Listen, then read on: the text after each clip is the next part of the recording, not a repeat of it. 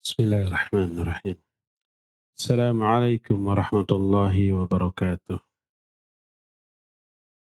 Alhamdulillahi rabbil alamin wa bihi nasta'in ala umuri dunya waddin wal aqibatu lil muttaqin wa la udwana illa ala zalimin wa ashhadu an la ilaha illallah al malikul haqqul mubin wa ashhadu anna muhammadan abduhu wa rasuluhu sadiqul wa'dil amin. Wassalatu wassalamu ala ashrafil anbiya'i wal mursalin wa ala alihi wa ashabihi ajma'in wa man tabi'ahum bi ihsanin ila yaumiddin wa ba'd. Hadirin jamaah Masjid Agung Al-Ukhwah Bandung yang Allah muliakan, para pendengar Radio Tarbiyah Sunnah Bandung, pendengar Radio Roja di beberapa kota, dan radio-radio lain yang ikut gabung, pemirsa Roja TV dan TV-TV lain, serta para netizen. Kembali kita berjumpa, melanjutkan kajian kita Mukhtasar Ma'arijul Qabul. Pekan lalu kita sudah membahas beberapa jenis kebid'ahan dan bid'ah di bidang ibadah dan muamalah. Kita masuk kepada pasal terakhir dari kitab ini, fi wujubil ihtikam ilal kitabi was sunnah fi kulli ma waqa'a fihi al-khilaf. Bab tentang wajibnya mengembalikan hukum kepada Quran dan sunnah di dalam perkara yang diikhtilafkan oleh para ulama. Semua perkara yang diikhtilafkan oleh para sahabat atau ulama-ulama setelahnya wajib dikembalikan kepada kitab dan sunnah. Allah Azza wa Jalla berfirman dalam An-Nisa 59, "Fa'in tanaza'tum fi syai'in farudduhu ilallahi war rasul." Apabila kalian berselisih tentang satu perkara, maka kembalikanlah perkara tersebut kepada Allah dan Rasul. Maksud dikembalikan kepada Allah adalah kepada kitabnya, kepada Al-Quran. Dan yang dimaksud dikembalikan kepada Rasul adalah dikembalikan kepada sunnah beliau setelah terputusnya wahyu. Kalau pendapat itu sesuai dengan Quran dan sunnah, maka diterima. Kalau berselisih atau berbeda, maka ditolak, sehebat apapun orang yang berpendapat tersebut. Allah Azza wa Jalla pun berfirman kepada Rasul Sallallahu Alaihi Wasallam, padahal beliau orang yang paling lurus akalnya, paling bersih jiwanya, paling tahu tentang kebenaran. Tapi apa kata Allah dalam surah An-Nisa 105? Allah menyatakan, litahkuma bainan nas bima arakallah. Kata Allah, agar kamu menetapkan hukum di kalangan manusia bima arakallahu, dengan wahyu yang Allah berikan kepadamu. Dalam ayat ini Allah tidak menyatakan bima ro'aita, agar kamu menetapkan hukum sesuai dengan pendapatmu. Tidak. Tapi sesuai dengan wahyu yang Allah turunkan kepadamu. Maka dalam menetapkan syariat, Nabi SAW tidak pernah berkata, kecuali berdasarkan wahyu dari Allah Azza wa Jalla. Wa ma yantiqu anil hawa in huwa illa wahyu yuha. Beliau itu tidak pernah berbicara dari hawa nafsunya. Semua yang dikatakannya adalah wahyu yang Allah berikan kepadanya. Karena itulah ketika ada orang Yahudi yang bertanya kepada beliau tentang ruh, beliau tidak langsung menjawab, menunggu wahyu. Lalu turunlah wahyu, wa yas'alunaka 'anir ruh qulir ruhu min amri rabbi wa ma utitum minal ilmi illa qalila. Kata Allah, mereka bertanya kepadamu tentang ruh. Jawab, ruh itu urusan dari Rabbku. Dan kamu tidak diberi pengetahuan tentang ruh kecuali hanya sedikit saja. Demikian juga Jabir bin Abdullah pernah bertanya tentang warisan. Maka Nabi SAW diam, tidak menjawab. Menunggu wahyu, tidak sotoy, tidak menjawab dengan pendapat pribadinya. Sampai turun ayat. Allah menyatakan, yastaftunaka qulillahu yuftikum fil kalalah. Mereka minta fatwa kepadamu tentang warisan. Katakanlah Allah yang akan berikan fatwa kepada kalian tentang warisan. Lalu dijelaskan ayat tentang waris.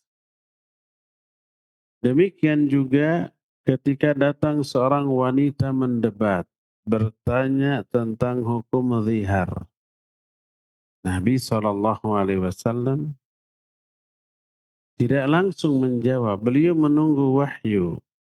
Sampai wahyu itu turun dalam surah Al-Mujadilah ayat pertama, Allah menyatakan qad sami'allahu qawla allati tujadiluka fi zawjiha. Bahkan ketika suatu saat ada orang Yahudi bertanya kepada Nabi SAW tentang kisah Dzulqarnain. Lalu Nabi tidak langsung menjawab. Langsung menjanjikan besok akan saya jawab. Ternyata besoknya tidak turun wahyu. Malah wahyu yang turun bukan jawaban tentang kisah Dzulqarnain, malah teguran dari Allah. Sampai dalam surah Al-Kahfi dikatakan, jangan kau berkata, inni fa'ilu dzalika qada, illa ayyasha Allah. Bahwa aku akan melakukan hal itu besok. Nggak boleh. Tapi katakanlah insya Allah. Jadi besoknya ketika si Yahudi nagih, beliau tidak berani menjawab. Besoknya lagi, nagih lagi, tidak berani menjawab. Sampai jadi bahan olok-olok. Di kalangan kita ada orang yang ngaku nabi, tapi ketika diminta janjinya, balasannya cuma besok, besok, besok. Sekalipun beliau dalam posisi terdesak begitu, beliau tidak berani menjawab tanpa instruksi wahyu. Sampai turunlah ayat tentang Dzulqarnain. Dalam surah Al-Kahfi ayat-ayat yang hampir akhir. Karena itu apabila Nabi SAW berani berkata tentang syariat, padahal dari pikirannya sendiri, dari pendapatnya sendiri, lalu diaku-aku itu firman Allah, maka Allah mengancam. Dalam surah Al-Haqqah 44 sampai 48 Allah menyatakan, walau taqawwala alaina ba'dal aqawil la akhadna minhu bil yamin thumma laqata'na minhul watin fama minkum min ahadin anhu hajizin. Seandainya dia, yaitu Muhammad SAW, taqawwala. Taqawul itu berbicara mengatasnamakan orang lain atau pihak lain. Dalam hal ini, taqawwala alaina, berbicara atas nama kami, mengatasnamakan Allah. Walau taqawwala alaina ba'dal aqawil. Dalam sebagian pembicaraan.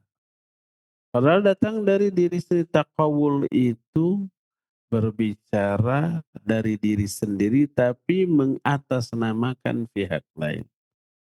La akhadna minhu bil yamin. Pasti akan aku pegang dia dengan tangan kanan kami.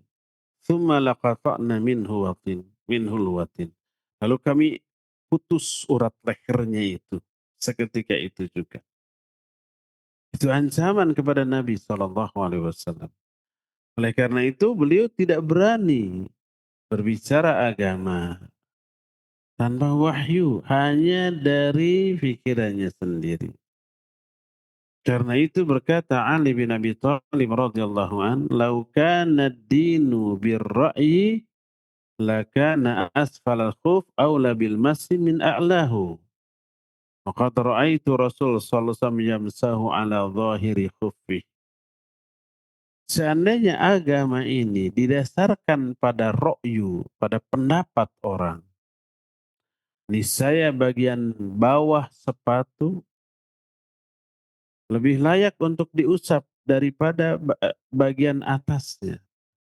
Jadi ketika berwudu lalu memakai sepatu, berwudulah seperti biasa sampai mengusap kepala dan dua telinga. Pas giliran membasuh sepatu, sepatu nggak giliran membasuh kaki, sepatu nggak perlu dibuka. Cukup bagian atasnya saja yang diusap. Satu kali usapan. Tanpa harus dibuka dengan syarat sepatu itu dipakai dalam keadaan suci. Kita berwudu dulu lalu pakai sepatu, setelah itu batal. Nah pas wudu lagi sepatunya nggak perlu dibuka, diusap bagian atas. Padahal bagian atas itu bagian yang bersih, yang kotor malah bagian bawah. Injak apapun, mungkin termasuk najis yang diinjak, mungkin. Tapi kok Nabi SAW mengusap bagian atas? Lalu Ali berkomentar, seandainya agama didasarkan pada ro'yu, niscaya bagian bawah sepatu lebih layak untuk diusap daripada bagian atasnya, tapi aku melihat Rasul SAW mengusap bagian atas dari sepatunya. Karena itulah maka para sahabat bila berpendapat dengan pendapat pribadinya, lalu ternyata bertentangan dengan hadis Nabi SAW, hadis itu juga wahyu Allah. Kata Rasulullah SAW, utitul Quran wa mithlahu ma'ahu. Aku telah diberi Al-Quran dan hal lain yang sejenis Quran. Kata Imam Syafi'i, maksudnya adalah hadis. Hadis sejenis dengan Quran. Dua-duanya wahyu. Bukan pendapat pribadi Nabi SAW. Makanya kalau sahabat menemukan pendapat pribadi atau fatwa dirinya berbeda dengan hadis, langsung beliau itu rujuk, melemparkan pendapatnya dan mengambil hadis Nabi SAW. Ada seseorang namanya As-Saqafi. Umar radhiyallahu an berfatwa tentang seorang wanita yang haid. Lalu setelah mendatangi Ka'bah pada hari An-Nahr. Hari An-Nahr itu hari ke-10 di bulan Dzulhijjah. Hari penyembelihan. Agar dia itu begini. Difatwakan oleh Umar. Maka berkata As-Saqafi, Inna Rasul sallallahu aftani fi misli hadhil mar'ah bi ghairi ma aftaita bihi. Rasul sallallahu memberikan fatwa kepada wanita yang kasusnya persis seperti wanita ini, tapi fatwanya berbeda dengan fatwa yang engkau berikan. Apa reaksi Umar? Faqama Umar ilaihi yadribuhu. Umar kemudian berdiri lalu menonjok dada orang itu sambil berkata, lima tastaftini fi syai'in qad afta fihi Rasul sallallahu alaihi wasallam. Kenapa engkau meminta fatwa kepadaku dalam perkara yang Nabi telah beri fatwa kepadamu dalam hal itu? Kalau sudah dari Nabi sudah gitu. Akhirnya Umar rujuk kepada pendapat yang didasarkan kepada hadis Nabi SAW tersebut. Demikian juga Ibnu Mas'ud radhiyallahu an. Beliau berfatwa tentang banyak hal. Sebagian sahabat mendengar fatwa Ibnu Mas'ud lalu berkata bahwa Nabi SAW pernah memberikan fatwa dalam perkara itu yang berbeda dengan fatwamu. Apa yang terjadi? Langsung Ibnu Mas'ud menyusul kembali beberapa orang yang tadi minta fatwa kepadanya, lalu dikoreksi. Fatwa saya tadi salah, yang benar demikian, demikian, demikian dari Nabi SAW. Berkata Umar bin Abdul Aziz rahimahullah, la ra'ya li ahadin ma'as sunnatin sannaha Rasul sallallahu alaihi wasallam. Tidak boleh seseorang memiliki pendapat yang bertolak belakang dengan sunnah yang telah ditetapkan oleh Rasul sallallahu alaihi wasallam.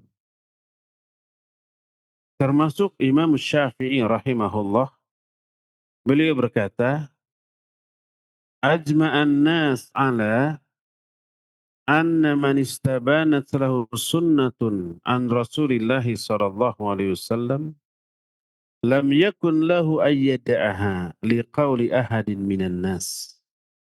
Manusia telah ijma, maksud manusia di sini para ulama, telah ijma.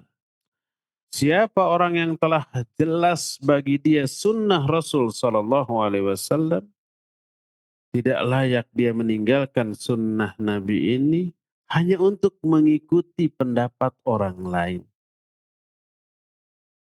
Dalam ucapan lain beliau menyatakan, idza wajadtum fi kitabi khilafa sunnati Rasulillah sallallahu alaihi wasallam faqulu bi sunnati Rasulillah sallallahu alaihi wasallam wadda'u ma qultu. Apabila kalian menemukan di dalam kitab karanganku ini ada penjelasan yang bertentangan dengan sunnah Nabi sallallahu alaihi wasallam, ambil sunnah Nabi sallallahu alaihi wasallam dan tinggalkan ucapanku. Dalam riwayat lain, fadribu qawli ardul haid, campakkan ucapanku itu ke dinding. Suatu saat Imam Syafi'i ditanya oleh seseorang tentang suatu masalah. Lalu beliau menjawab, memberikan fatwa. Lalu diberi dalil. Kata beliau, qad qala Rasul sallallahu alaihi wasallam kada wa kada. Nabi SAW telah berkata dalam perkara ini begini, begini, begini. Jadi disampaikan hadisnya. Orang itu kemudian menjawab, ataqulu bihadza? Apakah kamu berpegang kepada hadis ini? Marahlah Imam Syafi'i rahimahullahu ta'ala sambil berkata, ara'aita fi wasati zunnara? Atarani kharajtu minal kanisa? Aqulu qala an-nabiyyu sallallahu alaihi wasallam wa taqulu li ataqulu bihadza? Na'am 'ala ar-ra'si wal 'ain. Apakah engkau melihat bahwa di pinggangku itu ada zunnar? Zunnar itu ikat pinggang yang biasa dipakai oleh para pendeta. Apakah engkau melihat aku keluar dari gereja? Aku berkata bahwa Rasul bersabda begini, lalu kamu bertanya, kamu memegang hadis ini?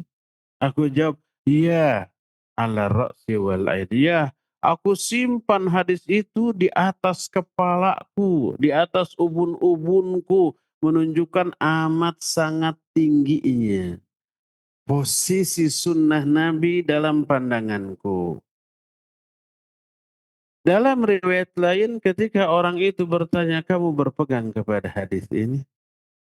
Fartadda Syafi'i rahimahullah wasfarra launuhu. Bergetarlah tubuh Imam Syafi'i karena marah.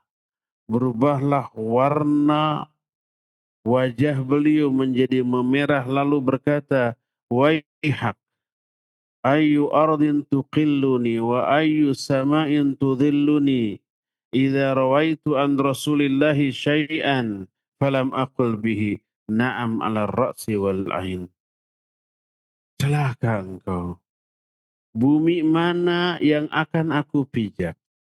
Langit mana yang akan menaungi aku kalau aku meriwayatkan hadis dari Rasul SAW lalu aku tidak berpegang teguh kepada hadis itu.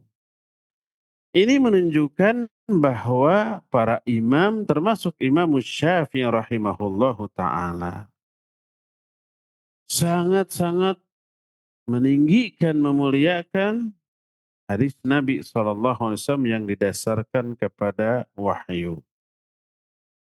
Allah berfirman dalam surah Al-A'raf ayat yang ketiga. Kata Allah, "Ittabi'u ma unzila ilaikum min rabbikum wa la tattabi'u min dunihi awliya qalilan ma tadhakkarun." Ikuti apa yang telah diturunkan kepada kalian dari Rabb kalian. Yaitu ikuti Quran dan Sunnah. Dan jangan kalian mengikuti selain itu. Sedikit sekali di antara kalian yang mengambil pelajaran. Dalam surah Al-Isra 36-nya Allah menyatakan, "Wala taqfu ma laisa laka bihi ilm." Jangan kamu ikuti sesuatu yang kamu tidak tahu ilmunya, maksudnya sesuatu yang kamu nggak tahu dalilnya dari Quran Sunnah. Sebab yang dimaksud ilmu di sini qala Allah wa qala Rasul.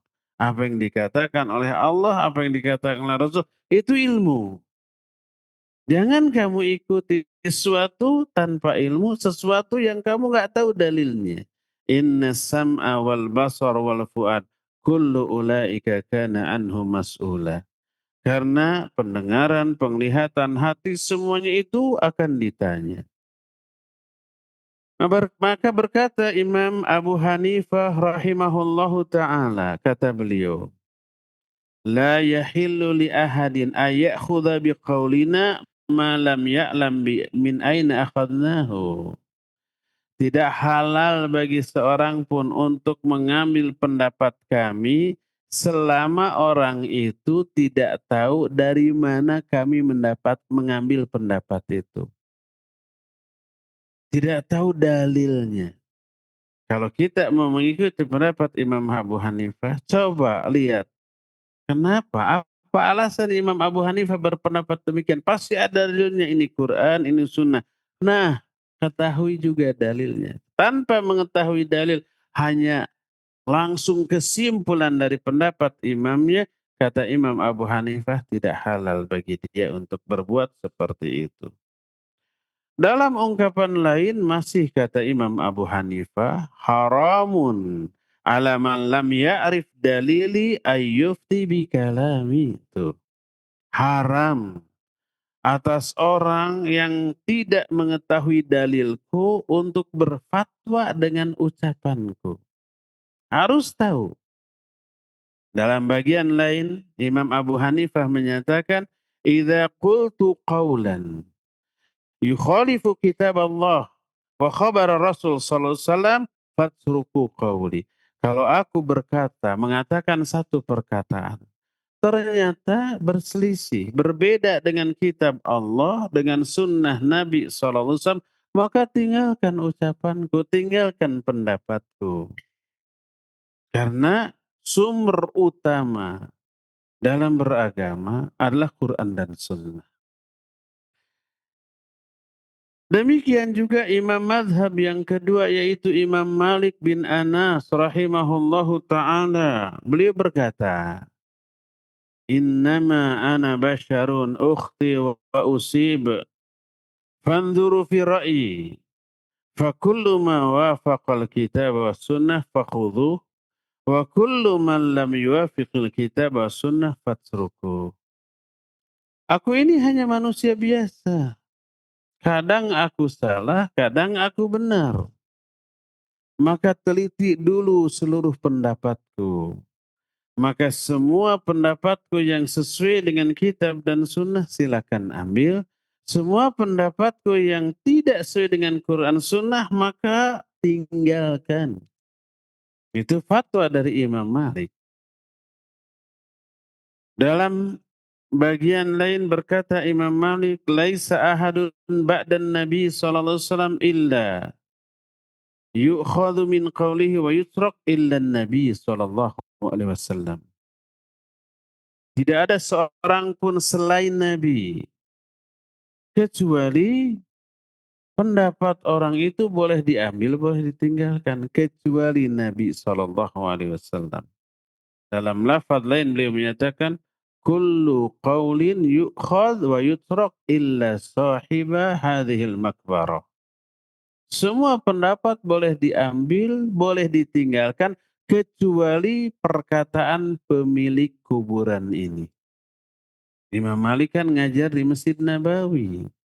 Di samping Masjid Nabawi itu ada kuburan Nabi Sallallahu Alaihi Wasallam. Jadi ketika mengajar beliau menyatakan kullu qaulin yu'khadh wa yurad illa sahibah hadhil makbarah.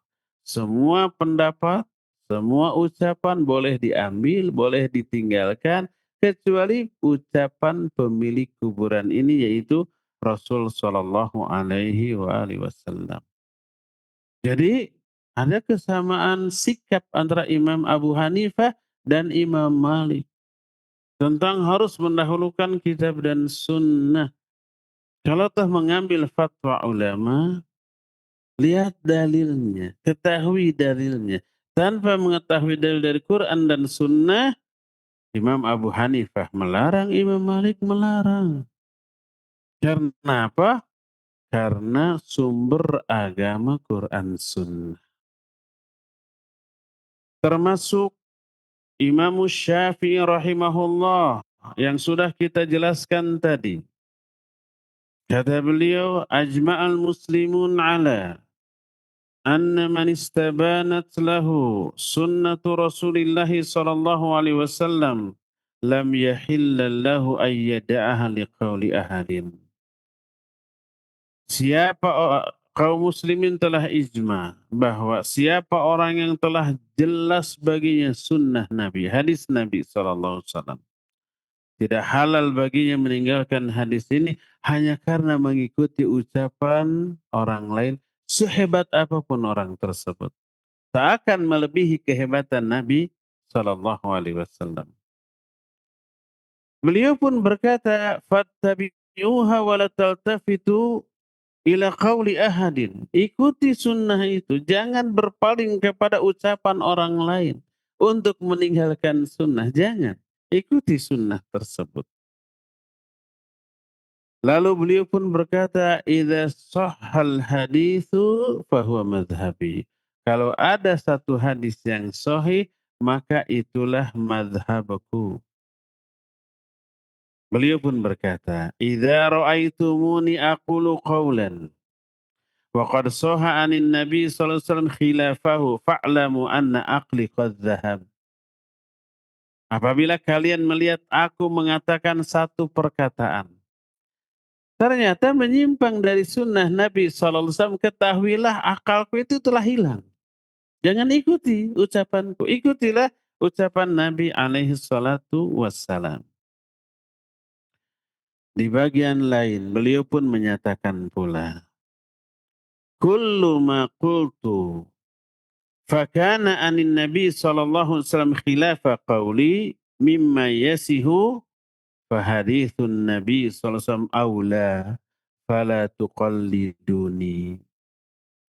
Semua yang aku katakan, ternyata ada hadis Nabi SAW yang berbeda dengan ucapanku. Dari hadis yang sahih, maka hadis Nabi yang sahih lebih utama untuk diikuti, maka jangan kalian bertaklid kepadaku. Itu ucapan Imam Syafi'i, selaras dengan ucapan dua imam sebelumnya. Lihat lagi apa yang diucapkan oleh Imam Ahmad rahimahullahu ta'ala. Beliau berkata, "La tuqalliduni wa la tuqallidu Malikan wa la Syafi'iyya wa la al-Auza'i wa la Thawri, fakhudh min haitsu akhadhu." Jangan kalian taklid kepadaku.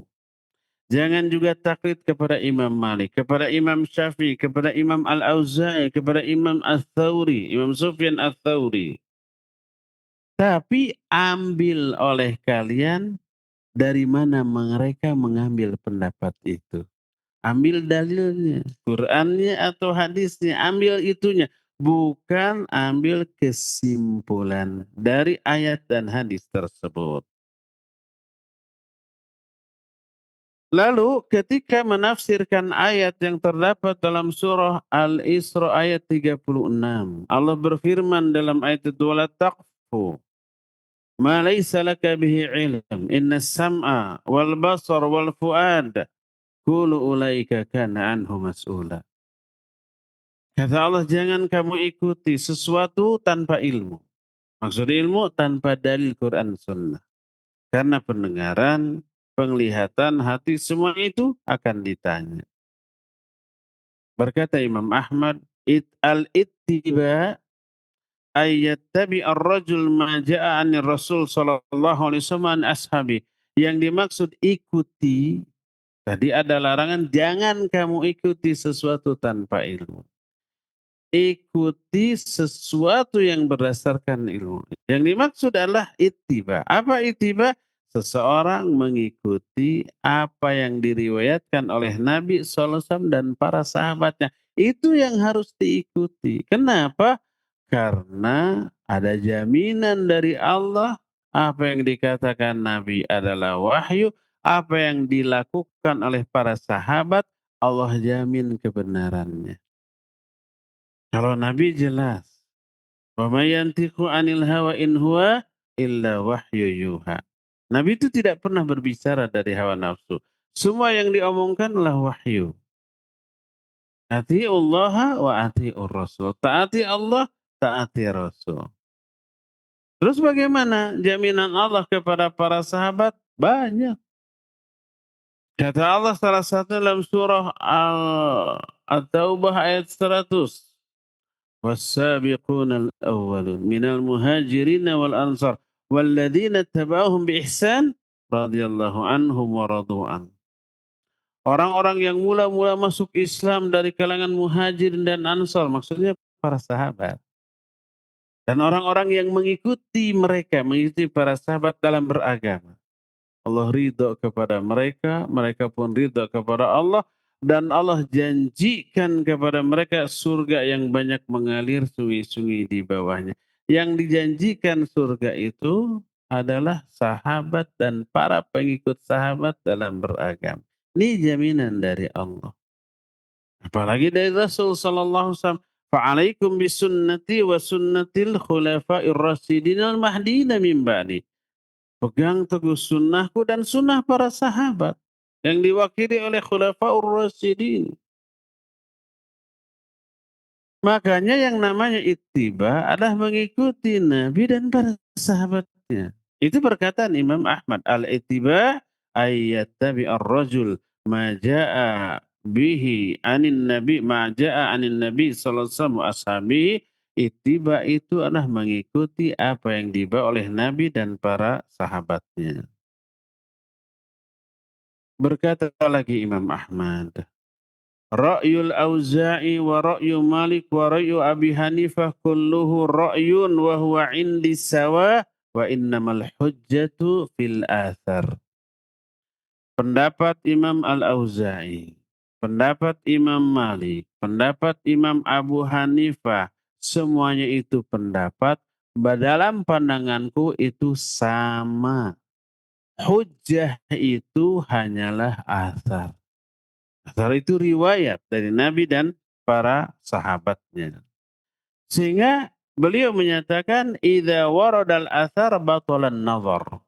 Kalau sudah ada athar, batillah, gugurlah seluruh pendapat. Ini menunjukkan bahwa rujukan utama dalam beragama adalah Quran dan Sunnah. Jadi kalau ada ulama berpendapat begini dan begitu, pasti ada dalilnya. Pelajari dalil itu. Siapa yang lebih mengutamakan pendapat satu ulama, ternyata pendapatnya bertolak belakang dengan Quran dan hadis. Dan kesimpulan bahwa ini bertolak belakang dengan Quran hadis bukan menurut kita, tapi menurut ulama lain yang selevel ilmunya atau apalagi yang lebih berilmu dari ulama itu. Maka berarti orang itu sudah menyelisih banyak ayat dalam Al-Quran. Di antaranya surah Al-Hujurat ayat 1. Allah Azza wa Jalla menyatakan, Ya ayyuhalladzina amanu la tuqaddimu baina yadayillahi wa rasulihi wattaqullah innallaha sami'un alim. Hai orang-orang yang beriman, jangan kalian mendahului Allah dan mendahului Rasul.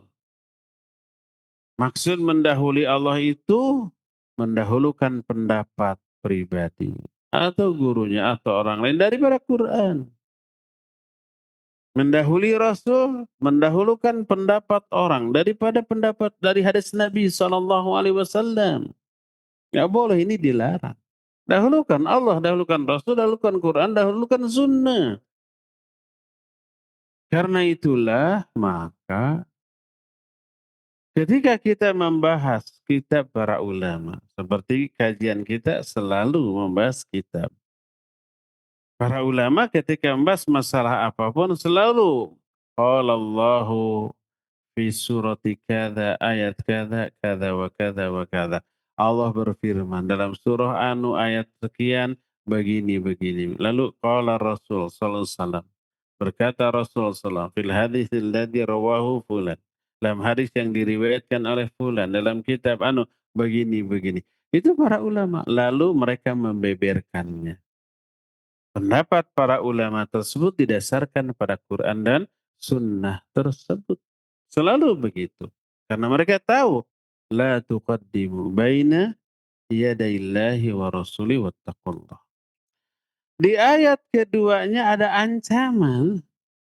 Siapa yang tidak mengikuti Allah, tidak mengikuti Rasul, lebih mendahulukan pendapat pribadi ra'yu, malah hadis dikritik. Wah, na'udzubillah. Berani mengkritik hadis. Ada orang yang menyatakan hadis ini perlu dikritisi lagi. Aduh, na'udzubillah. Ucapan Nabi harus dikritisi, itu wahyu. Ketahuilah seluruh hadis Nabi sudah dikritisi oleh ahlinya. Para ulama. Dikritisi dari aspek sanad. Kalau ini bikinan orang lalu diaku hadis Nabi palsu atau dhaif, ya. Sudah dikritisi, sudah oleh ahlinya, oleh para ulama ahli hadis. Lalu disimpulkan hadis ini sahih, hadis ini hasan, hadis ini dhaif, tapi ada penguat terangkat menjadi hadis hasan di ghairi dan tetap diterima. Hadis ini tidak bisa diamalkan. Itu semua sudah dikritisi. Isinya, apa namanya, sanadnya. Adapun orang awam lalu mendengar hadis Nabi kemudian tidak masuk akalnya, dia berkata hadis ini perlu ditinjau ulang. Hadis ini perlu dikritisi lagi. Dengan kata lain, hadis ini harus ditolak. Itu ucapan Nabi, wahyu ditolak oleh orang awam. Kita jawab, hadis ini sudah dikritisi oleh ahlinya, oleh para ulama. Dan hasil kritisi para ulama, hadis ini sahih, benar dari Nabi SAW. Isinya juga benar. Adapun masuk akal atau tidak, akalnya yang bermasalah itu. Ya. Ini ada ancaman di surah Al-Hujurat ayat yang kedua. Allah menyatakan, Ya ayyuhalladzina amanu la tarfa'u aswatakum fawqa sawtin nabi wa la tajharu lahu bil qawli ka jahri ba'dikum li ba'din an tahbata a'malukum wa antum la ta'lamun. Kata Allah, hai orang-orang yang beriman, jangan kalian meninggikan suara kalian di atas suara Nabi dalam hal berbicara. Wala tajharu lahu bil qawli kajahri ba'dikum. Jangan kalian mengeraskan suara ketika berbicara kepada Nabi seperti kalian mengeraskan suara kepada sesama kalian. Yang dimaksud meninggikan suara di atas suara Nabi bukan dengan makna hakiki suara Nabi. Karena itu hanya berlaku untuk para sahabat. Kita kan tidak berbicara dengan Nabi langsung karena nggak sejaman, nggak setempat. Tapi maknanya jangan mendahulukan ra'yumu daripada hadis Nabi Sallallahu Alaihi Wasallam. Karena meninggikan suara di atas suara Nabi itu kelancangan terendah. Walaupun isi ucapannya benar, tapi nada suaranya melebihi nada suara Nabi ini sudah terlarang. Apalagi kalau isi ucapannya berbeda, bertolak belakang dengan isi ucapan Nabi, dengan hadis Nabi. Jauh lebih terlarang. Apa konsekuensi yang berat bagi kita? Antah a'malukum wa antum la ta'lamun. Wa antum la tash'urun. Nanti batal, gugur, terhapus amal-amal pahala kalian tanpa kalian sadari, tanpa kalian ketahui. Tiba-tiba gugur saja amalnya terhapus. Merasa masih punya pahala dalam dirinya, hasil dari ibadah beragam. Ternyata terhapus. Kenapa? Hanya karena kita lebih mendahulukan pendapat pribadi, akal, pikiran daripada Al-Quran dan As-Sunnah. Maka berkata Imam Syafi'i rahimahullahu ta'ala, "Ma min ahadin illa wa tadhahaba alaihi sunnah li Rasulillahi sallallahu alaihi wasallam wa ta'zubu anhu. Illa wa tadhhabu alaihi sunnatun li Rasulillah sallallahu alaihi wasallam wa ta'zubu anhu. Famahma qultu min qaulin aw asaltu fihi an Rasulillahi sallallahu alaihi wasallam khilafa ma qultu fal qawlu ma qala Rasul sallallahu huwa wa huwa qawli." Wa ja'ala yuraddidu hadzal kalam. Tak ada seorang pun di kalangan muslim kecuali disebutkan harus berpegang teguh kepada sunnah Rasul Sallallahu Alaihi Wasallam. Ketika aku berkata atau aku menetapkan satu kaidah, satu hukum, tapi ternyata menyelisihi sunnah Rasul Sallallahu Alaihi Wasallam, maka sunnahku itulah yang menjadi pendapatku. Beliau ulang ini berkali-kali. In sahal hadis bahwa madhabi. Kalau ada satu hadis sahih, maka itulah madhabku. Karena itulah, maka wajib kita mengembalikan pendapat yang diperselisihkan oleh para ulama, kembalikan ditimbang dengan Quran dan Sunnah. Umpamanya ada satu kasus yang diperselisihkan oleh para ulama. Menurut ulama ini sunnah, menurut ulama itu bukan sunnah. Atau katakanlah bid'ah. Mana yang benar? Pelajari dalil, alasan kedua-duanya. Lalu ambil dalil yang menurut kita lebih kuat. Ketika itu, ini pendapat ini lebih kuat dalilnya. Ambil itu, adapun pendapat yang kita tidak ambil. Yang menurut kita menyimpang dari sunnah. Tapi dipegang teguh oleh para ulama, kita ihtiram kepada ulamanya. Hormat, tidak boleh menuduh, wah ini beda. Wah ini sesat, oh ini menyimpang. Sudah. Kalau kita sholat berdua atau berdampingan dengan orang lain berbeda dengan kita, amalkan yang menurut kita benar, hormatlah, ihtiramlah kepada pendapat yang kita tidak ambil. Selama pendapat itu ada rujukannya dari para ulama. Inilah yang dijelaskan dan dicontohkan oleh para ulama. Kadang ketika kita sholat berjamaah, gerakan kita kan berbeda dengan gerakan di kiri kanan kita ya. Ketika sami Allahu liman hamidah ada yang sedekap, ada yang ke bawah. Ketika mau sujud ada yang dua lutut dulu, ada yang dua tangan dulu. Ketika bangkit dari sujud menuju berdiri, ada yang duduk istirahat dulu, ada yang langsung. Ya, Ketika umpamanya tahiyat akhir di rakaat yang di salat yang 2 rakaat, seperti subuh, seperti salat sunat, seperti salat Jumat, seperti salat Id.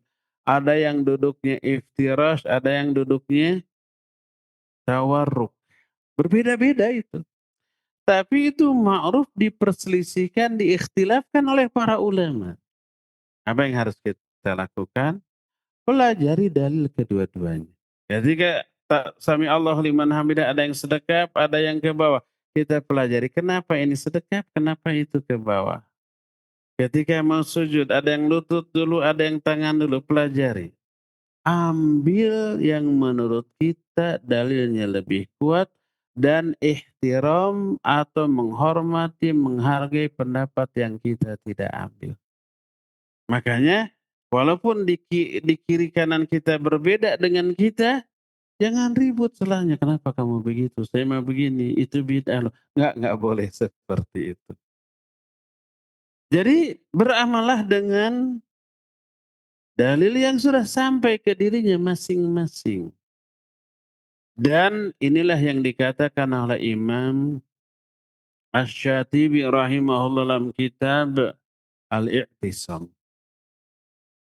Kata beliau, "Ikhtilafu ikhtilaful ulama kaittifaqihim." Ikhtilaf para ulama itu adalah kesepakatan mereka. Kok bisa ikhtilaf berbeda tapi dianggap sepakat? Karena semua ulama sepakat masing-masing orang harus beramal berdasarkan dalil yang dia ketahui, berdasarkan ilmu yang sampai kepadanya. Wala taqfu ma laisa laka bihi ilmun. Ayat ini yang dipegang. Jangan kamu ikuti sesuatu yang kamu nggak tahu ilmunya, nggak tahu dalilnya. Yang saya tahu tentang hal ini dalilnya begininya begini, walaupun berbeda dengan yang lain. Yang lain begitu karena menurut dia ilmu yang sampai, dalil yang sampai begitu. Berarti kita dengan dia sama-sama beramal dengan ilmu. Di sana kesepakatannya. Sama-sama sepakat beramal berdasarkan dalil yang sampai ilmunya kepada kita. Dan kita tidak bisa memaksa, pokoknya kamu harus seperti saya gerakannya. Padahal ilmu yang sampai kepada dia berbeda dengan ilmu yang sampai kepada saya, kan gitunya. Contohnya ketika sami Allahu liman hamidah kita sedekap, yang lain ke bawah. Kamu harus sedekap. Karena hadisnya nih. Apa kata dia? Saya belum tahu hadis itu, yang saya tahu hadisnya begini ke bawah gitu. Sudah berarti dia beramal berdasarkan ilmu, kita juga beramal berdasarkan dalil, berdasarkan ilmu. Sama-sama beramal berdasarkan dalil. Di sanalah kesepakatan. Nggak mungkin kita maksa orang mengamalkan amal yang ilmunya belum sampai kepada dia. Inilah yang kata Imam Syatibi rahimahullah menyatakan, ikhtilaful ulama kattifaqihim. Ikhtilafnya para ulama itu kesepakatan mereka. Kesepakatan di mana? Sepakat beramal berdasarkan dalil, bukan berdasarkan taklid dan hawa nafsu. Kalau setiap orang seperti ini sikapnya aman dalam perbedaan. Itulah yang terjadi di kalangan para ulama. Walaupun para ulama berbeda pendapat, kadang pendapat itu tadad. Tadad itu kontradiktif. Seperti Imam Syafi'i menyatakan kunut subuh itu sunnah. Yang lainnya menyatakan bid'ah. Bid'ah dengan sunnah itu musuh gerot itu. Nggak bisa dikompromikan. Tapi ketika Imam Syafi'i bertemu dengan imam lain, dengan Imam Ahmad, apa yang terjadi? Rangkulan, saling memuji, saling menghormati, saling memuliakan. Enggak saling menuduh, enggak saling bertengkar. Kamu membid'ahkan saya. Emang bid'ah, enggak begitu tuh. Akhirnya berantem, enggak. Mereka tetap memelihara ukhuwah di atas perbedaan karena mereka masing-masing faham perbedaan itu menunjukkan adanya kesamaan sikap. Apa kesamaannya? Sama-sama beramal berdasarkan dalil atau ilmu yang sampai kepadanya. Maka inilah yang menyatukan kita dalam perbedaan. Inilah toleransi yang harus ditanamkan. Tetap menyatu bersama bareng ibadah di tengah perbedaan pendapat dan amalan di kalangan kita. Maka tak ada lagi apa namanya saya nggak mau berimam kepada dia. Makruh karena berbeda akhirnya menyempal, akhirnya timbul fitnah. Ini intoleran sifat seperti itu ya. Nggak mau sholat, nggak mau berimam kepada makmum yang berbeda dengan diri, sikap yang sangat intoleran. Kalau kita, siapapun imamnya, selama dia muslim, mau salah, mau benar, selama sholatnya sah untuk dirinya, maka kita sah sholat bermakmum di belakang. A'immatukum yusalluna alaikum fa idza asabu falakum walahum wa idza akhtau falakum wa alaihim. Imam itu mengimami, memimpin sholat kalian. Kalau imam benar, pahala bagi imam, pahala bagi kalian. Kalau imam salah, maka pahala bagi kalian, pahala atas ketaatannya, dan dosa atas imam. Beres. Siapapun imamnya, asal dia muslim dan kesalahannya tidak membatalkan sholatnya, maka kita bermakmum kepadanya. Inilah toleransi dalam beribadah, ya. Adapun kalau imamnya beda dengan kita, misah saja, makruh, itu intoleran. Entah pendapat siapa yang dia pegang. Para ulama menyatakan seperti itu ya. Inilah penjelasan kita di sore hari ini tentang wajibnya kita merujuk kepada Quran dan Sunnah di tengah perbedaan. Insya Allah ini menjadi materi penutup dari kitab ini. Untuk Jumat yang akan datang kita sudah akan membahas kitab yang baru lagi. Cukup ya sampai di sini saja. Insya Allah kita jumpa kembali di hari Jumat yang akan datang. Subhanakallahum bihamdik asyhadu an la ilaha illa anta astaghfiruka wa atubu ilaik walhamdulillahi rabbil alamin. Wassalamualaikum warahmatullahi wabarakatuh.